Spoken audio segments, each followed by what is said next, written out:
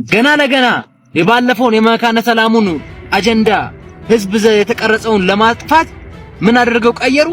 ወታደሩ እንደዚህ አድርጎ ማርኮ እኛ ከሞተች በኋላ ምን ልታደርግልን?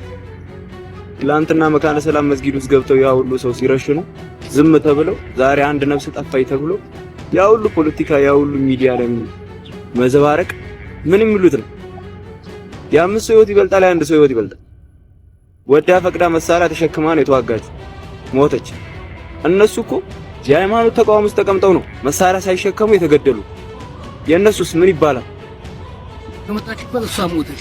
ግን አንተ ግን ተከራካቱን ቆሮጣ እንደጃረገ በላ ታወራለህ።